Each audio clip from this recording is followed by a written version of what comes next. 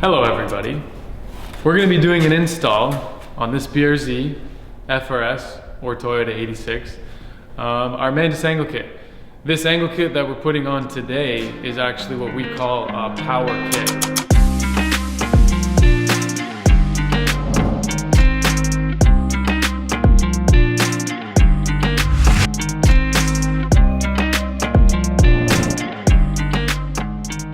The similar geometry that we put on our full kit or the base kit for this chassis, but basically it uses a hydraulic power steering rack instead of the factory electric power steering rack.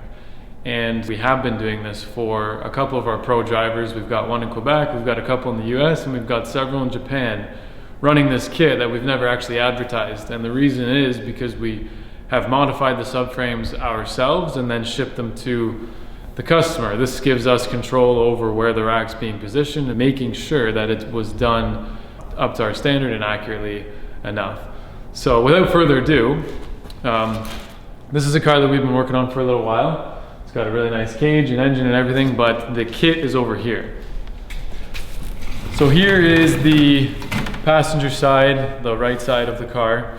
An alloy steel. It features our stainless steel misalignment spacers. It's got chromoly rod ends with the Kevlar liner, the three-piece design, so they're a much higher end rod end that we're using on all of our kits now. High-grade hardware. Comes with everything that you need. This would be the caster plate. This gives you some adjustment range to play with the caster and give you a little more self-steer if that's what you prefer. You can adjust the Ackerman here. We have adjusted the trail and the roll center and a bunch of other stuff to make this kit handle the way that it does. It has chromoly inner tie rod rack adapter that converts the inner tie rod to a Heim joint using this chromoly piece that we've made. It's got our billet 7075 aluminum tie rod bodies, and yeah, that completes it. It's a very simple, comprehensive kit that is pretty easy to install once you get going because of the adjustments that are built into it. It goes on really easily, and you're about to see.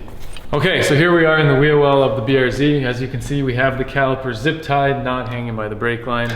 Everything's already been removed because I'm going to safely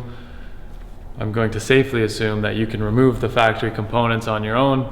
We're gonna start with the car in this form, and if you're gonna follow along with installing this kit, once you get the car to this point, it'll be easy. So what we're going to start with is doing the lower control arm and the tension arm. Then we're going to install the caster plate and the coilover, which we can then hang the knuckle from and put everything together from there. It'll make it really easy to join everything, and you'll be able to see where the wheel needs to sit in the wheel well and get a good visual of a rough alignment before like getting too far into it where you need to change a bunch of stuff and unbolt a bunch of things. So let's start. To start this install, we're going to begin with the lower control arm and attach it to the subframe. Just put the lower control arm in and leave the bolt loose. We're going to start by threading the lower control arm Heim joint out approximately 7 turns. This is going to give us a decent track width to begin with. You will then want to install the tension arm or the caster arm. The caster arm fastens to the low control arm using 2 bolts and 2 nuts with washers. Again, you can leave these loose as you may need to adjust them later on. Then we will roughly adjust the tension arm Heim joint to a point where we think is close to the caster value that we will be running with this kit. As you can see, the bracket is already installed, and here we're just trying to align the misalignment spacers and the bolt with the hole that is threaded on the chassis.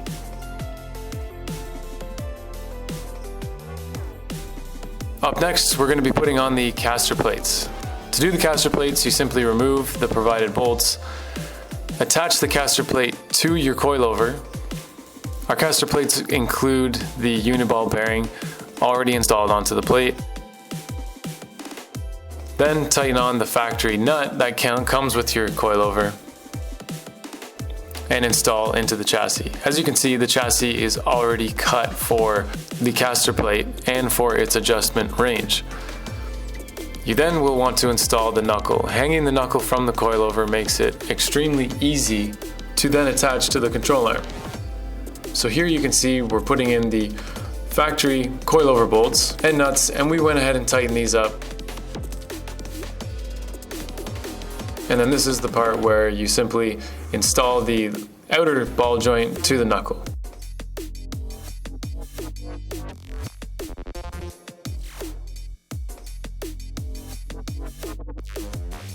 Then we're going to be installing the inner tie rod adapter. This is what holds our inner tie rod heim joint that replaces the original socket style ball joint. It's really easy to install. It comes with everything that you need for the rack and for the bolt that goes through the heim joint.